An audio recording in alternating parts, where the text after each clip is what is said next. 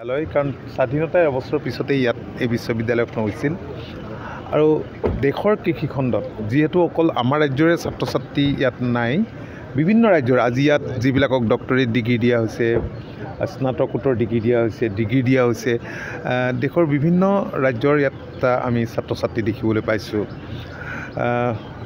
আপোনালোকে জানেই যে মাননীয় মুখ্যমন্ত্ৰী ডক্টৰ হিমন্ত বিশ্ব শৰ্মা ডাঙৰীয়াই কৃষি আৰু আনুষংগিক খণ্ডৰ ওপৰত গুৰুত্ব আৰোপ কৰিছে, যাতে GDP ইয়াৰ জৰিয়তেও বাঢ়ে, ইনকম যাতে কৃষকৰ বাঢ়ে, তাৰ কাৰণে বহুত নতুন নতুন আঁচনি লৈছে।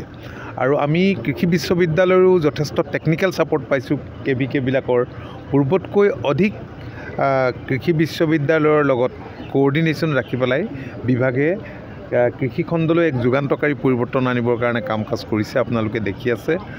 তো আমি আশা ৰাখিছোঁ, কাৰণ জলবায়ু পৰিৱৰ্তনটো আমাৰ এটা সাংঘাতিক প্ৰত্যাহ্বান এই মুহূৰ্তত।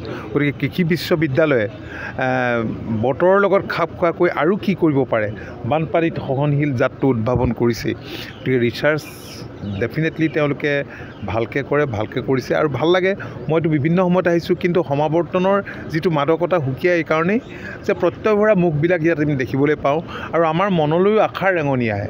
গতিকে মই অসম কৃষি বিশ্ববিদ্যালয়ক মই ধন্যবাদ জনাইছোঁ আৰু আমি আশা ৰাখিছোঁ ইয়াৰ এই বিশ্ববিদ্যালয়খনৰ যিটো ঐতিহ্য, সেই ঐতিহ্য, গৌৰৱময় ঐতিহ্য ৰক্ষা কৰিবৰ কাৰণে চেষ্টা কৰিব। আজি মহামান্য ৰাজ্যপাল কাটাৰিয়া ডাঙৰীয়াই আজি বহুতখিনি গুৰুত্বপূৰ্ণ বক্তব্য আজি মঞ্চত আগবঢ়াইছে। আমি তেখেতৰ কথাখিনি মনোযোগেৰে শুনিছোঁ আৰু ভৱিষ্যতৰ দিনত আমি তেনেধৰণে আগবাঢ়িবলৈ চেষ্টা কৰিম। কাৰণ স্বাধীনতাৰ এবছৰ পিছতে ইয়াত এই বিশ্ববিদ্যালয়খন হৈছিল আৰু দেশৰ কৃষিখণ্ডত যিহেতু অকল আমাৰ ৰাজ্যৰে ছাত্ৰ ছাত্ৰী ইয়াত নাই, বিভিন্ন ৰাজ্যৰ আজি ইয়াত যিবিলাকক ডক্টৰেট ডিগ্ৰী দিয়া হৈছে, স্নাতকোত্তৰ ডিগ্ৰী দিয়া হৈছে, ডিগ্ৰী দিয়া হৈছে, দেশৰ বিভিন্ন ৰাজ্যৰ ইয়াত আমি ছাত্ৰ ছাত্ৰী দেখিবলৈ পাইছোঁ। আপোনালোকে জানেই যে মাননীয় মুখ্যমন্ত্ৰী ডক্টৰ হিমন্ত বিশ্ব শৰ্মা ডাঙৰীয়াই কৃষি আৰু আনুষংগিক খণ্ডৰ ওপৰত গুৰুত্ব আৰোপ কৰিছে, যাতে GDP ইয়াৰ জৰিয়তেও বাঢ়ে, ইনকম যাতে কৃষকৰ বাঢ়ে, তাৰ কাৰণে বহুত নতুন নতুন আঁচনি লৈছে।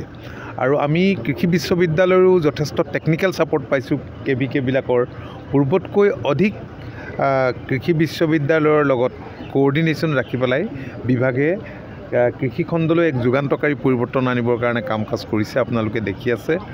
তো আমি আশা ৰাখিছোঁ, কাৰণ জলবায়ু পৰিৱৰ্তনটো আমাৰ এটা সাংঘাতিক প্ৰত্যাহ্বান এই মুহূৰ্তত। গতিকে কৃষি বিশ্ববিদ্যালয়ে বতৰৰ লগত খাপ খোৱাকৈ আৰু কি কৰিব পাৰে, বানপানীত সহনশীল জাতটো উদ্ভাৱন কৰিছে।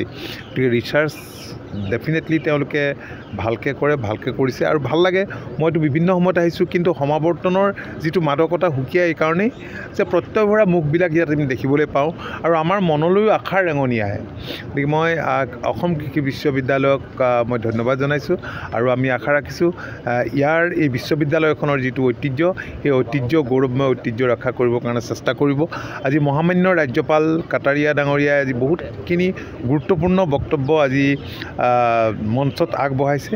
আমি তেখেতৰ কথাখিনি মনোযোগেৰে শুনিছোঁ আৰু ভৱিষ্যতৰ দিনত আমি তেনেধৰণে আগবাঢ়িবলৈ চেষ্টা কৰিম।